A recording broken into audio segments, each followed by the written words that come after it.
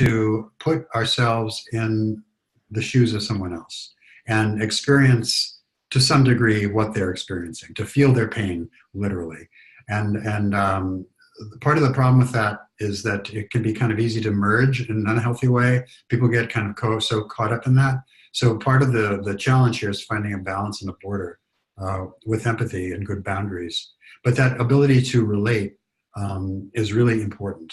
And the third piece that he mentioned is it's not just enough to be aware of the situation and know how to listen and how to respond, or to really feel what the other person is feeling. But he says the vital component of empathy is the ability, the urge to help, the urge to step in and do something about it, not just kind of have detached sympathy from someone, but to really intervene to the point that the person wants it. And I think that's another key piece I'll talk about in a second, is that sometimes people don't want advice, they don't want your feedback, they don't want your solutions, they just want to be heard. And so I think that's part of that cognitive awareness of a situation to kind of figure it out. So given all that, let me outline a couple steps that I go over with my clients to kind of practice empathy. The first is that it's kind of situational awareness.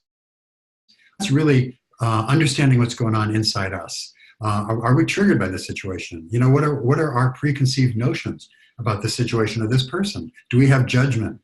Do we have thoughts and beliefs about this person that could interfere with our ability to relate? So I think we have to be able to understand what we're feeling, and if necessary, kind of put it over to the side or contain it or not react to that and inject ourselves into the conversation.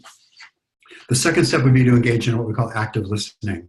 And active listening is just simply being a good listener. It means I've had couples who would come in, they're out trying to solve a problem, work on something in their relationship, practicing active listening, and these happen to be two guys in the cases I'm thinking of, but one, you know, if a cute or hot guy would walk by, the partner's eyes would just kind of, you know, follow the guy, and he clearly was not attached or connected. So I think to really give someone your full attention is really important, and to ask questions, to clarify, to make sure that you're hearing what's being said. And then again, to bring it back to ourselves, what is our experience listening? Am I getting triggered? Am I thinking this person's an idiot? Am I thinking, oh my God, what a terrible situation for this poor person? What's going on with me? And to really be aware of that, and to be aware if that's complicating my ability to relate at all. And then finally, once you kind of analyze the situation, once you get a sense of what that person needs, to offer feedback to the person. And as I mentioned before, I think sometimes people don't want you to fix their problem or solve it. They just want to be heard. And when I'm doing this, I ask what kind of feedback people would like, because sometimes they'll not say it, but to ask to get clarity on how can I be most helpful in this situation. And oftentimes I found it's just kind of being a human connection, being a witness to what's going on. And then I think it's important to validate or empathize with the person, so I can understand how you would be feeling that. You know, I may not agree with that, and I'll keep that silent to myself, but I can understand, I can see where you're coming from on that. And it just validates the person to some extent. So I think those kind of things, just that daily practice, sounds simple. It can be really complicated where there's emotionally charged situations where we have to kind of not be in a reactive mode, but be using all our senses, contain ourselves, maybe put our own stuff on the side, and really interact in a way that's meaningful and helpful. And I guarantee you, if you have that strong, real connection, you'll feel it, and it'll be very healing for both of you. I've had that experience myself. So I think it's an important topic to speak of. And so that's what I had. I encourage people to bring questions about that or some other topic, and we'll just have fun. Again, everybody, to ask questions, just use the Q&A feature down at the bottom. Just click the button. You can type a question in. I'll read it to David, and he can answer. While you formulate your questions, and ask about any topic, but particularly empathy, since that's our subject for today. I have read that women are naturally better at empathy than men, and it may have something to do with the way the brain is structured. Is that correct? Yes, basically, and this is still something we're learning more about, but We know just from the way male and female brains are kind of wired that females tend to be more relational in their relationships. They tend to go more for an emotional connection with another person, to want to understand them, to have a more of a relational acquaintance with them. Men tend to be less relational sometimes. They tend to be more transactional, I think. And we see that sometimes being borne out in men's ability to kind of detach sex from love sometimes, sometimes to their detriment. But I think that that's something that's you don't see as commonly among females as males. Yeah, the way the brains are wired are definitely different. I've had clients over the years, this is in terms of sexual orientation, but a woman I'm thinking of who's a grandmother was married to a husband for 25 years. He passed away. She went through a period of grief and got in a relationship with a woman and was with her for 10 years, and then they broke up and she's back dating a man. So I think it's not so much about the gender of the person, the body of the person, it's about the relationship. And I think that's something that would be much more common with men than women. I'm sorry, with women than men, because men just relate differently in that way. Yeah, they've actually done research that where they show essentially pornographic images to both men and women, not all at the same time. It's not like an orgy, but and they show pictures of men, and they show pictures of men with men, and they show pictures of women, and they show pictures of women with women, and then they show pictures of men with women. And heterosexual men respond to pictures of women and pictures of women with women and pictures of men with women, but not to pictures of men or men with men. Women will, the reaction is very, very different. If there's an element of relationship, it doesn't matter if it's two women, two men, man and a woman, if they're looking into each other's eyes and they look like they love each other, the women respond to it. And I don't know if that ties into empathy, but it's a sexual arousal thing that it's very different in women than men. And we're really starting to learn about this. We have what are called mirror neurons in our brain, where we're kind of hardwired to relate to other people and have empathy with each other. And I think it's a survival of the species kind of thing, where we have some kind of, it's not psychic, but it's an ability to intuit and connect with how other people are feeling. And it helps us survive by helping us band together as a collective. So I think those are really important things that are to be aware of. Also, interesting, those mirror neurons get really messed up with addiction. Addiction can really impede this empathetic process. There's two fun facts that just came to mind. One, among methamphetamine users in the Midwest, or I should say the kind of rural parts of America, now it's beyond the Midwest, among heterosexuals, very common to use methamphetamine. It's a cheaper drug, but they say up to a quarter to a third of child abuse in those states is directly related to methamphetamine.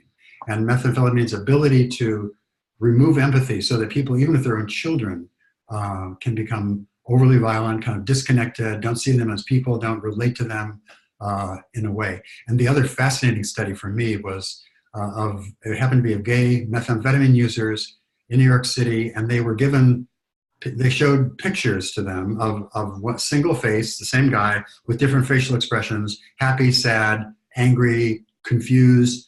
And they asked these chronic meth users to identify what emotion was that face portraying. And the guys had real trouble differentiating, to reading the face of the person. And so that just is an indicator that some of these stimulant drugs really interfere with our ability to read and misread people. And the dangerous thing with that is that there's such a paranoia element with stimulant abuse that a lot of the guys misinterpreted a bland expression or a neutral expression as a hostile expression. And so they reacted with hostility, assuming they were kind of under attack. So these are important concepts to be aware of in recovery, for sure. I think a lot of sex and porn addicts, by the time we get to recovery, we've also lost some of the ability to read other people and certainly to empathize. I know I had zero empathy for anybody when I got here. And I actually had a wonderful therapist explain to me what empathy was. It was the ability to, walk in someone else's shoes and feel their feelings. And I said, oh, well, when will that come back? And he said, when that comes back, you'll know you're getting well. It'll probably be a year or two. Actually, he said, it'll probably be 5 years, but it'll be a year or two before you start to feel it. Right. And he was not wrong, sadly. And just to add on to that, Scott, is that empathy is not a character trait. Empathy is a skill, right? It's something that we can practice and learn. And so everybody can do empathy. It's not just something that we're born with or not. Okay, we got a couple of questions here. First one here says, my wife and I have been married for 40 years. I fell into sex addiction about 10 years ago. I just had my second relapse and my wife is devastated. I did my disclosure in late December. She is very traumatized and keeps saying she feels like she is living with her emotional rapist. I love her and am fully into recovery. I want to help her, but she says she needs some separation and space from me since she is triggered by being with me. But I miss her and so want to help her, but I'm being pushed away from her. Any suggestions? Should I just chill and give her more time and space, not try to help her? Yeah, so these are a very painful and not unusual situation that couples find themselves in after this. And first of all, just congratulations on 40 years. I think there's something going on there that's working. So I think that's a huge benefit and a foundation for you both. But I think especially when there's been a slip or a lapse, and I think when that sense of betrayal is awakened, both parties really need to do their own work. And I think that your urge, and maybe her urge sometimes too, is to kind of rush in and fix it. But there's a very kind of critical timing piece, I think, to stage this recovery where she really needs to be able to process her feelings. I'd really strongly encourage her. I don't think you say, if she has some support system of herself, if she's going to a 12-step meeting or a therapy group, or certainly that's going to be important for her to process this separate from you, where she can get her support. And you can do your support as well. And I think later, once people aren't reactive, once we have a better understanding of the emotional dynamics, then that's the time to maybe come together. And I would recommend coming together in a structured way with a couples therapist or someone who can guide you in those discussions, because sometimes with the best of intentions, I've seen couples really just kind of re-trigger and reactivate each other and can't kind of get out of that vortex that they get caught up in. I think space is the right thing. I think it's, of course, you want to do what you can. Of course, it sounds like you're feeling her pain, certainly. But I think she really needs to work on herself. And I would honor what she is expressing pretty clearly, it sounds like right now. Yeah, I mean, there's this saying in 12-step rooms, mostly it's men complaining that their wives don't want to talk to them or want them to move out. And we tell them, you can't go through her process for her. She has to do it. So back off, let her do what she needs to do. And you work your program and do what you need to do to re-earn her trust. And when she's ready to trust you again, she will. Or won't, if she never gets ready. Right. We've said this before too, but that process of trust or reestablishing trust is really long, and it's not usually on the timetable the recovering addict would like. Oftentimes they want their trust. They feel a difference in themselves and want the trust back from their partner much sooner than that partner is able to give it. And so I think both healing trajectories are kind of at different paces, and we have to honor each of them. Yeah, and she can't know what's going on in your head. She can't know that you really are dedicated to recovery. She's still spun out.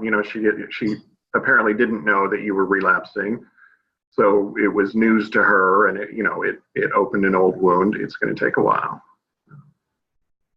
Right. So we've got another question here. It says, my husband is a dry porn addict in denial of his addiction. That means he's not working a program.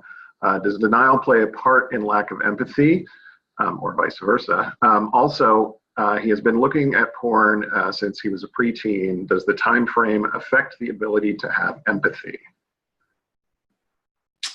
Wow, great question.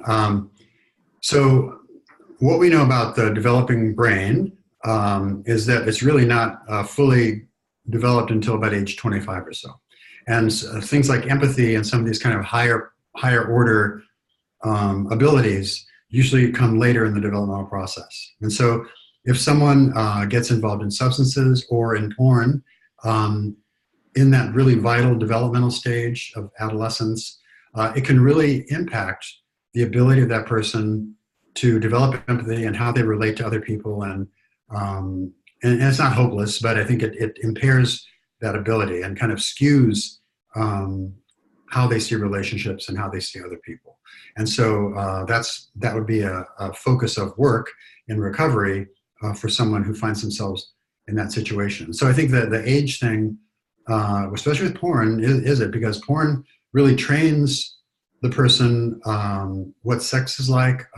It starts to demand very quick changing images to be stimulated. It requires oftentimes a complete separation of an emotional component from the lust component. Those two kind of get separated to the point where if someone feels sexually attractive to someone, they could never feel emotionally connected. And if they feel emotionally connected, they have no sexual attraction. So it's like these two things get really kind of separated apart. So I think all this plays into ability, the ability to empathize with someone and how addiction, whether it's a drug or a behavior, really contributes to that damage to the empathy process. Now, denial is certainly a factor in this. Remember the first part of cognitive of empathy is cognitive denial, right? Being aware of our thoughts, being aware of our feelings, and I think the implicit statement there is to really be being honest with ourselves. And I think someone who's in denial, someone who's dry, someone who is an addict who's not working their program, almost inevitably will slip into this delusional system where they can rationalize and make sense of their behavior, and it all kind of fits in a way that permits them for a while to carry on with that. But I think denial is a really dangerous aspect of it that can really lead people down the wrong path.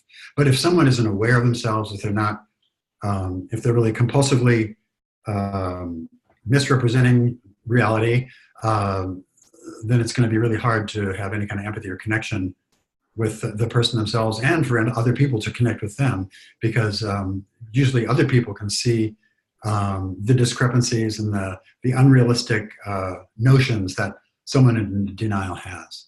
So I think it definitely has an impact on empathy. What I would do with that is really encourage your husband to get back into his recovery program. That's really the solution here, and to focus on doing his own work. And in my experience, that through that denial, most often it comes from, there are many doors to lead to breaking through denial, but I think one of the most powerful ones is a group of other peers and a group of other men particularly who can be honest with that person. I know as a therapist, I can sit in a group, and if I say something, it has a certain amount of weight, but if a peer says something to another person in the group, they have that lived experience, and there's somehow an identity that somehow can sink in and penetrate that denial sometimes more effectively.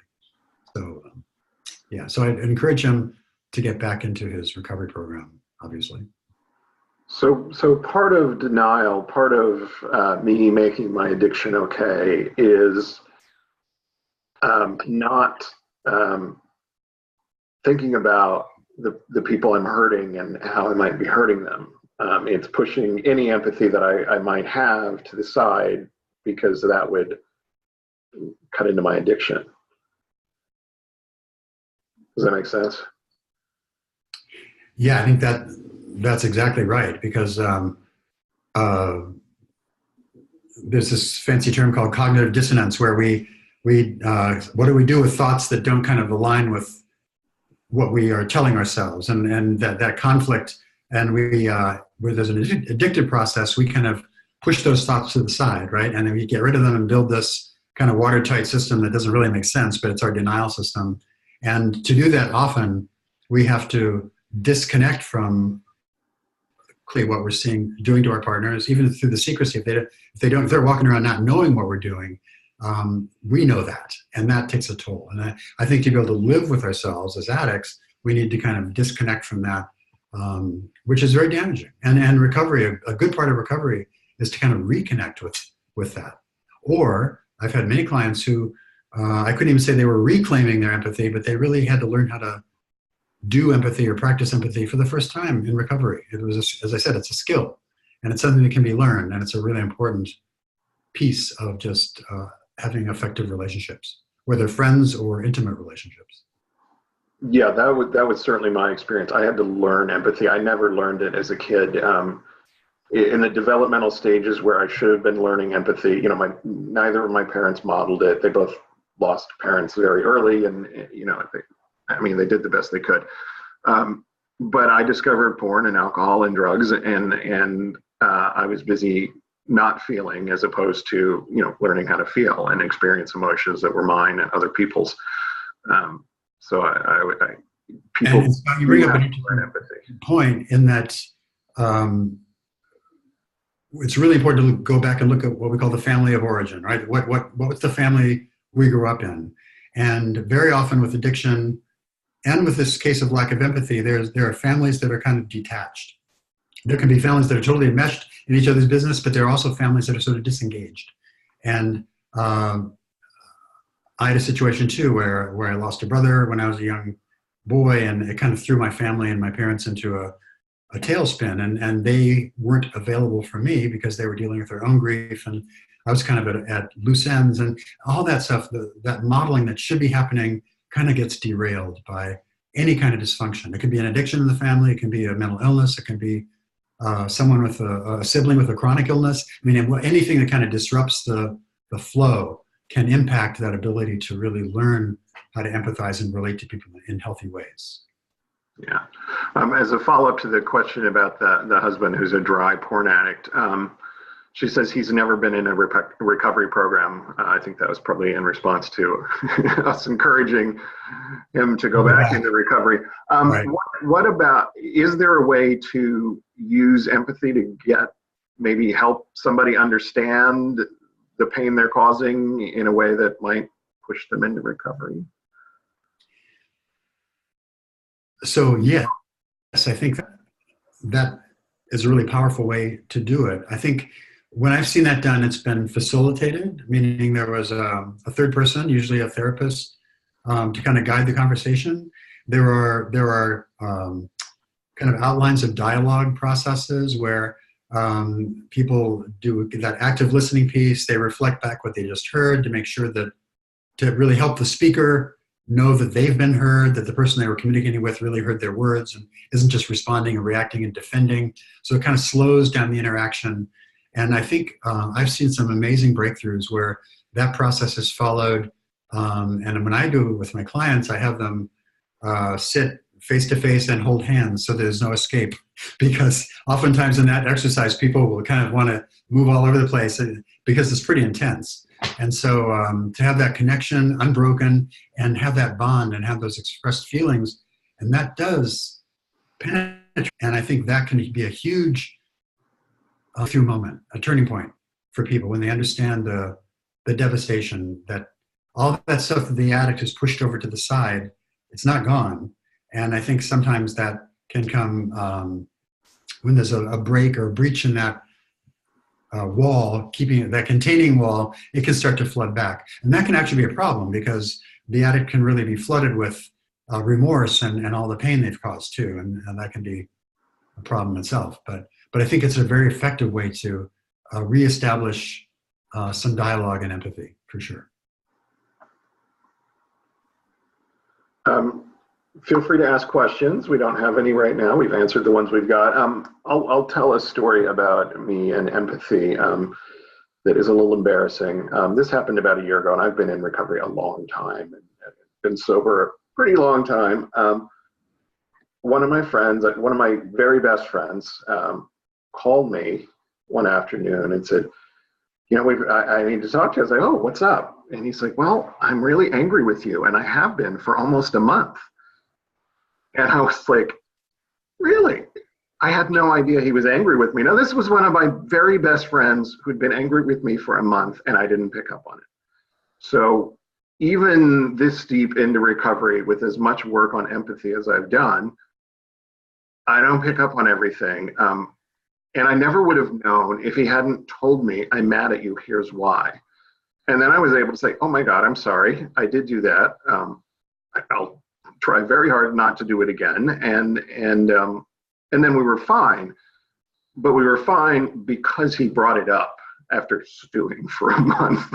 But I was so embarrassed that I didn't pick up on it. And I think a lot of addicts, even when we're sober or dry or whatever, we still aren't as good at it as maybe a normie is. Yeah, that's a really powerful story, Scott, because I think it really illustrates that the notion that this is hard and it's not necessarily natural, and we can miss it terribly. And so that's where communication is really important. I think sometimes when I'm working with couples, I often tell them, that neither of you is a mind reader, right? Because especially in couple relationships, there can be a hurt going on, and the other person doesn't even know it. Maybe they should know it, but they don't, and they're not mind readers. So I think it's really important for people to be able to express what's going on with them in a way that's caring and considerate, but still express it. So, I'm sorry your friend had to carry that around for a month. That couldn't have been pleasant, but he could have spoken it too. Let me ask you, looking back on it, were there moments when you realized you could have picked up on it, or was it just kind of buried?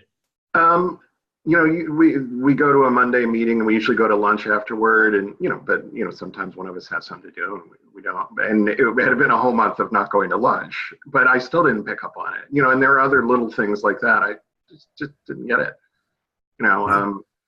Just clueless. And it made me feel like it was part of my addiction to just miss something that important.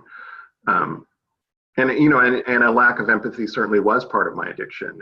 With porn and with sex partners, I didn't feel anything for the people I was looking at or the people I was having sex with. And, sometimes there would be a repeat encounter and they'd think we were dating. And I just had I started to say I had no sympathy for them, but what I had was no empathy for them. I just didn't understand, Right. How another person might be feeling. Right.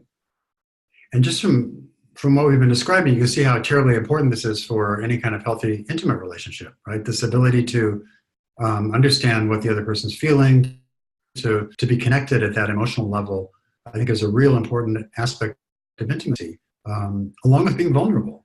And vulnerability is another thing that just kind of dries up in these situations where there's an active addiction on, because it's too dangerous to be vulnerable sometimes.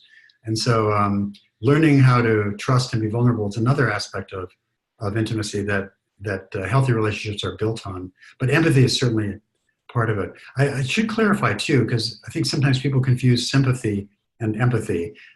Sympathy is really, it's that first piece I talked about, the cognitive piece. It's the ability to understand what someone must be going through on an intellectual basis.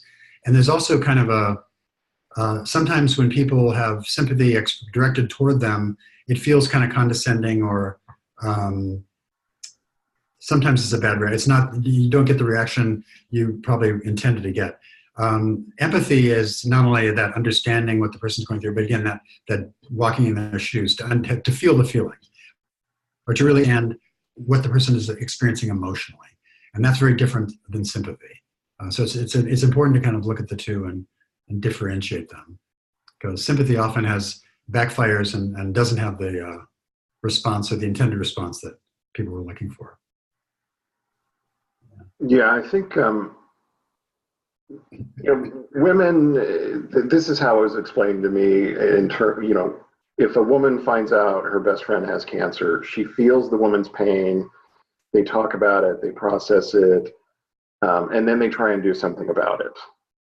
A man hears that his best friend has cancer, and he immediately, recommends a doctor. It's not like, oh, how do you feel about that? And that's very much an overgeneralization. But an addict will, say, okay, let's get drunk. I mean, it's addicts don't want to feel, and empathy involves feeling. So of course we're going to be really, really bad at it.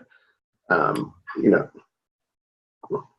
that's part of the recovery trend too, is to really build up one's tolerance for feelings, right? I mean, there's an intolerance of them. They're painful. They hurt. They are uncomfortable. They're unpleasant, and most addicts just kind of want to put into one side. And so I think building up your ability to kind of sit with emotional discomfort is a really critical piece, and it's something that a lot of addicts have never learned how to do. It's one of those things we never got along the way of learning how to sit, be uncomfortable instead of just immediately going to find relief somewhere or to numb out or dissociate or check out from it. So that's a really critical piece, and life, throws us many opportunities to practice sitting with that. And it's not just feelings. I think sitting with uncertainty. I think sometimes I've had medical issues over the course of my life, and friends of mine have, and sometimes there's this long drawn out thing where there's an issue, but you have to go from one test to the next to the next. And this is very slow unfolding of what's actually going on. And for me as a recovering addict, even that is really hard. I just want to know the answer. Give me the good news, give me the bad news. But living in that state of not knowing is really uncomfortable for me.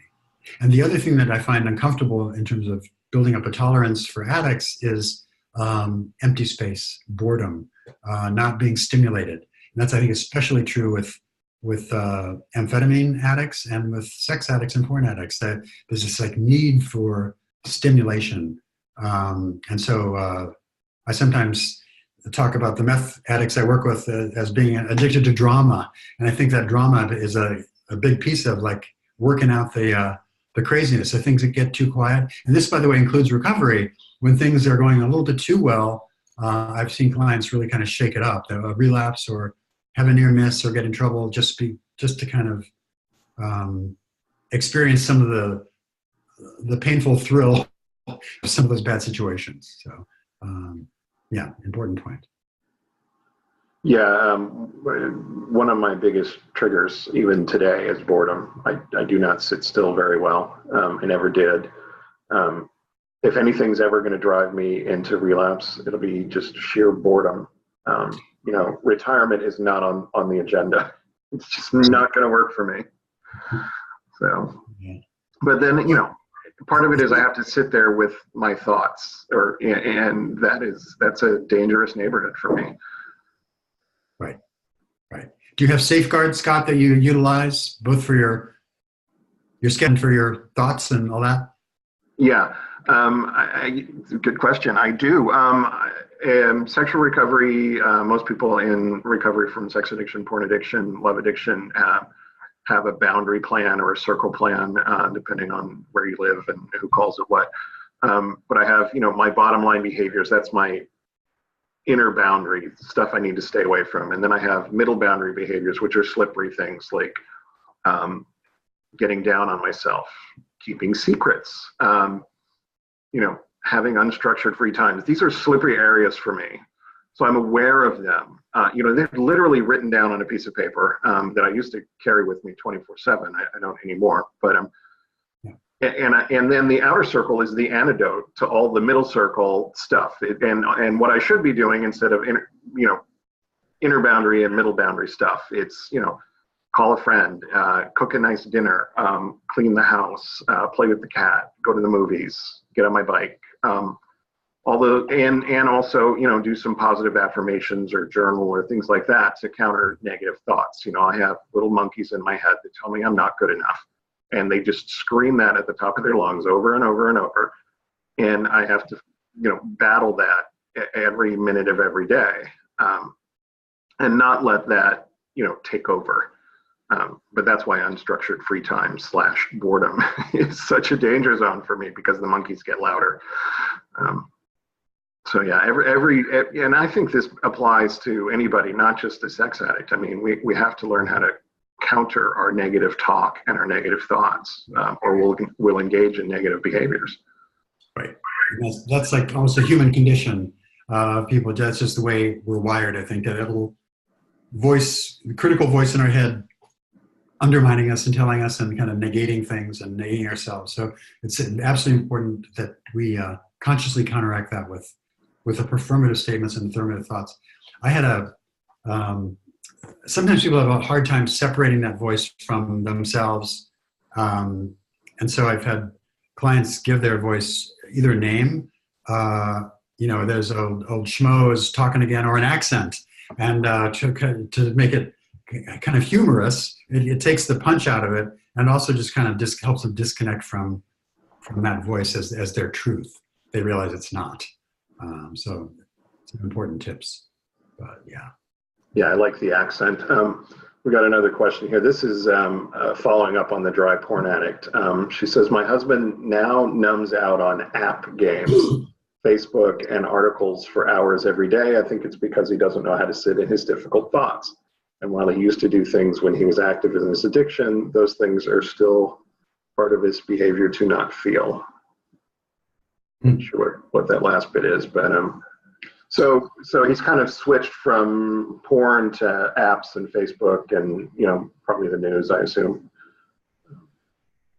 This is a pretty common phenomenon, actually. And it's something that we're just really on the cutting edge of in the therapy world, is how technology is affecting everything, how our brains are wired, how we interact, how we seek pleasure, how we seek reward, and how we interact with each other in terms of the depth of relationships, the frequency, and the speed with which we engage and disengage. So these are factors that are important.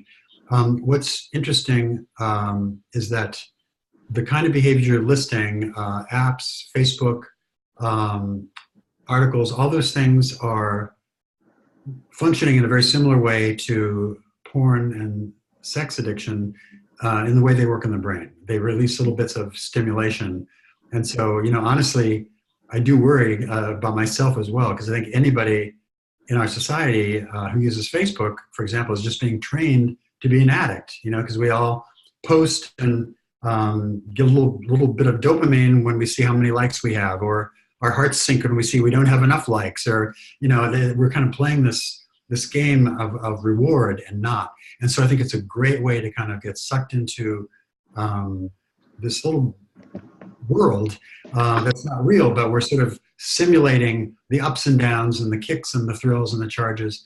But it's also not just a way to kind of dissociate and numb, but of course it's a great way to avoid. And I think you nailed it, sitting with difficult thoughts. There's something extremely threatening about recovery, in that all of a sudden things are still, the chaos calms down. We have a lot of open time, empty time for thoughts and feelings, and stuff starts to come up. And these are probably feelings that we haven't really processed for years. And it's hard. And I think the natural tendency is to do what addicts do. In this case, it sounds like your husband just kind of found a different method, but the end goal is the same, which is to kind of dissociate, check out, not feel. And so I'd encourage him to kind of build up his tolerance for feeling, for talking, for thinking. And that probably is best done by sharing it. I think sometimes people just sitting with their thoughts isn't as productive as it might be if they journal, if they write it down, if they share it with someone else, if they sort of move it somehow, but not just kind of sit in it. Because if I'm sitting in my head and I'm in a bad space, it's not probably going to be very productive for me. I'll just kind of spin around in all the negative crap and not really go far. So I think it's important to be connected with other people who can give you feedback, who can reflect and can hear and empathize, and that you can move this stuff out, and or he in this case can move this numbing, self-soothing behavior away so he can feel and think. Yeah, switching from porn to gaming to Facebooking to I'm an alcoholic and a drug addict and a sex addict, and I would get sober in one but not be sober in the other. And my therapist called it changing seats on the Titanic. It looks a little different, but the ship is still sinking. And another description is playing whack-a-mole, and you knock one down, the other one pops up. Until I was willing to, holistically address my desire to numb out and not feel. I was just, the ship was still sinking. And even now, I don't keep Oreos in the house. I can't. I'll eat the whole container. Chocolate ice cream, and being online for me, it's I call it automobile porn. You can go on to BMW and build your dream car, and real estate porn and food porn. Huh? Food porn. Yeah, food porn. It's still a way for me to numb out. I have a sponsee who's staying with me now, and he looks at cat videos. He watches cat videos just endlessly. I'm like, Steve, buddy, turn the phone off. Let's talk. Right. Yeah. And the other point I wanted to make, I can't imagine what must be like for this participant to have a husband who continually turns to something electronic instead of her. I can't imagine how much that must hurt. Right, because they're still being excluded by different means. I just wanted to follow up on one thing you said, Scott, and that is that the kind of sequence and timing of how we treat these things, because as you mentioned, it's really common to give up one addiction and then move to another, because the impulse is the same, the compulsive behavior is the same, just the method is different. So I think we really have to be aware of that. The standard protocol in where there's an addiction involved is to really get the addiction under control first, because if someone has an active addiction, it's going to be really hard to manage some of these other behaviors or get insight or develop empathy or all the other therapeutic tasks they need to do. However, I think with cases where we have sex and drug addiction merged, those two have to be treated simultaneously because they're so enmeshed and fused. You can't treat one without the other. And in the case that you mentioned, Scott, I would really take a look at other behavioral outlets where those things could pop up. And our Oreos is important as, drinking in terms of destruction, probably not on the scale, but still it's something to be aware of. And I think I mentioned before. Yeah, I'd rather be fat than drunk, but I don't want to be fat. Exactly. Part of my denial about quitting drinking years ago is that cigarettes were the problem. And so I gave up cigarettes, and of course my drinking didn't change at all. So when I got into recovery finally, I picked up cigarettes again, saying these things are not as bad as drinking for me. And on my first anniversary, I quit it. So there's certain things that are worse than others, but we need to really pay attention, because the Oreos get us back to our primary addiction if we're not careful. So it gets us into the mindset. Yeah, sometimes for people in recovery, meetings become, the replacement addiction or exercise or something, and it's still better than, being drunk or high or cheating on your wife or any of the other stuff. I see we have a couple more questions here or comments. I went through the flood of emotions when I quit drinking 5 years ago, so I completely understand how the process of feeling feelings can be overwhelming. And that's exactly where we were saying before, is that addictions are really a very powerful way of numbing and dissociating and pushing all our problems ahead of us or behind us or somewhere out of our sight. And when we give that up, it all comes back. And I think for most addicts, it's overwhelming. It can be overwhelming. And just as we start to kind of thaw out from that numb state, I found I needed help kind of identifying feelings. I kind of had good and bad, mostly bad, but to kind of fine tune different emotional states in that spectrum was really hard for me. And so it was almost like learning a foreign language. So, that's what, shame feels like for me. And because all that stuff I kind of avoided feeling for so long, it was alien to me at first and quite overwhelming. Yeah, great comment.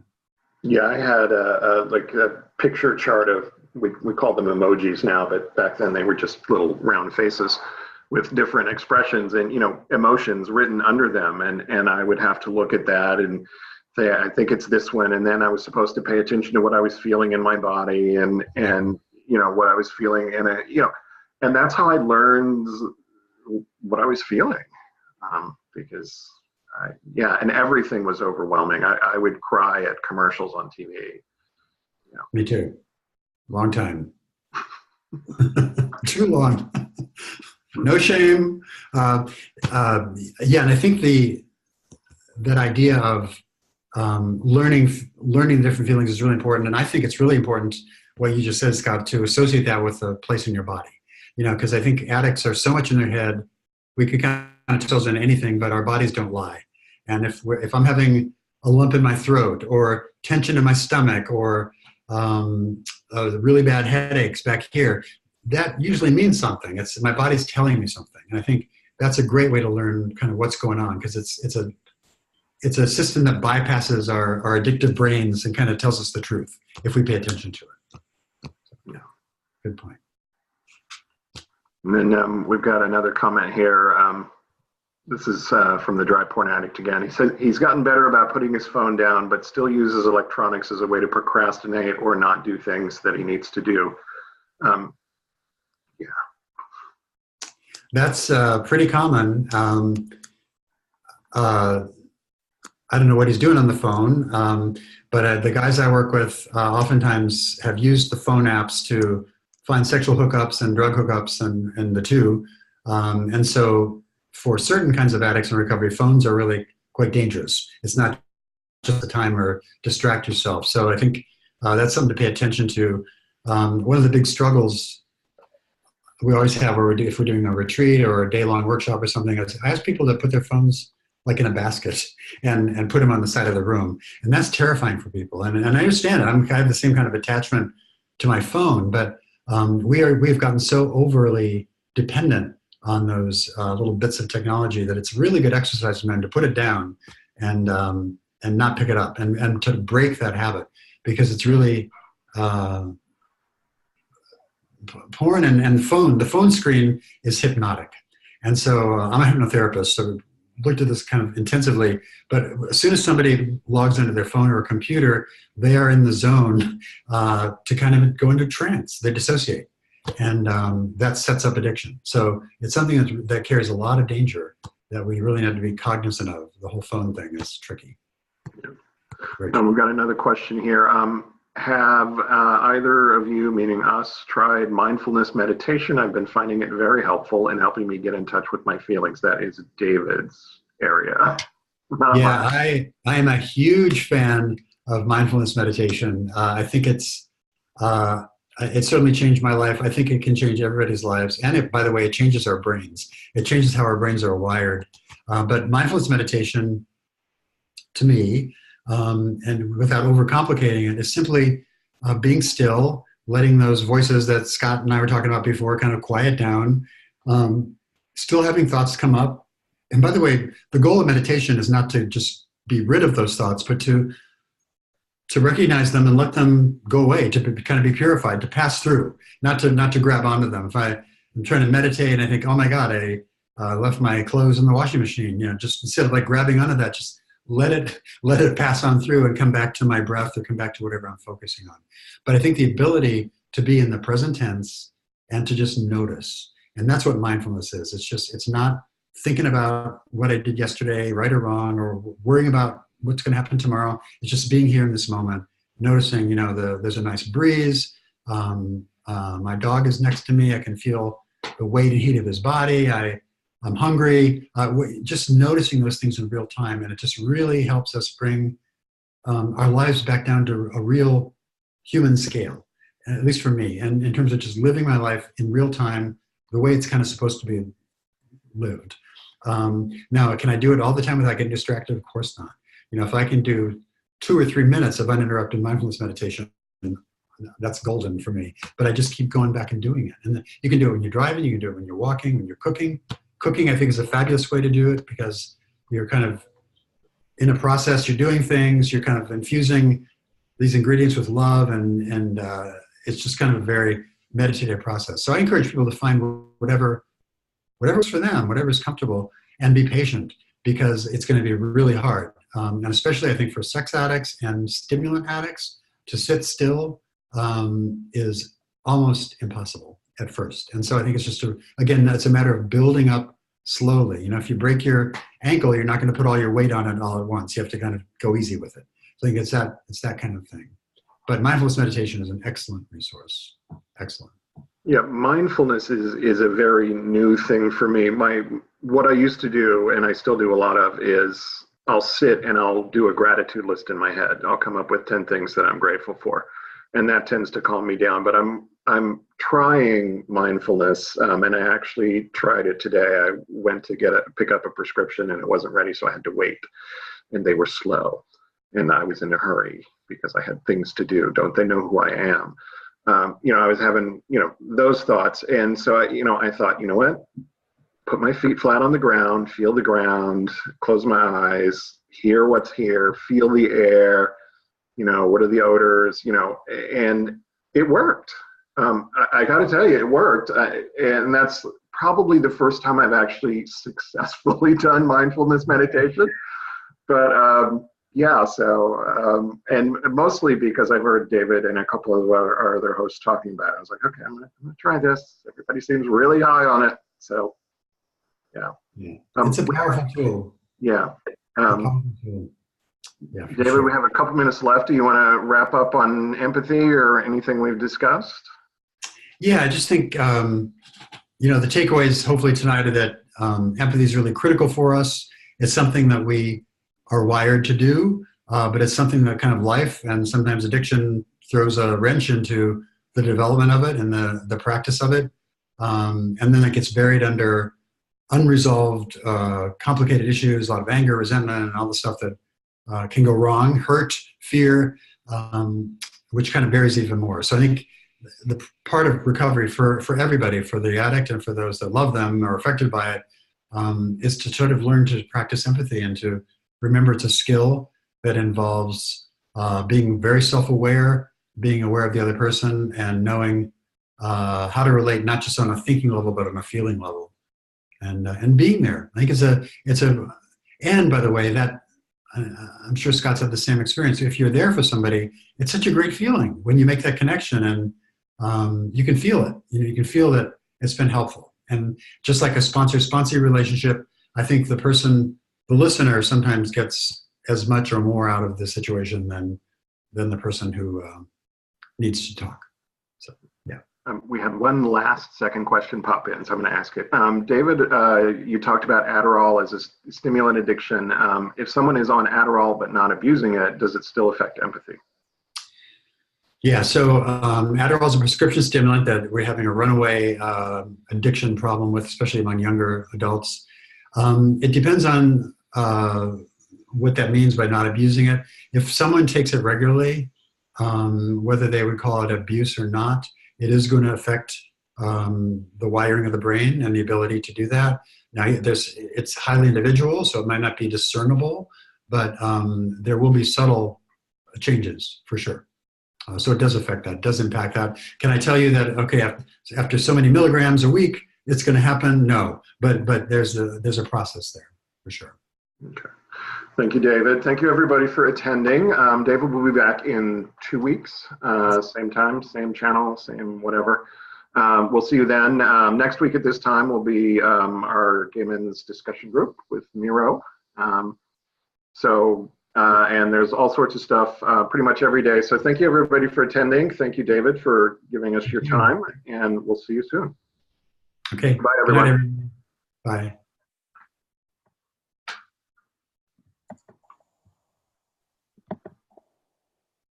Ah.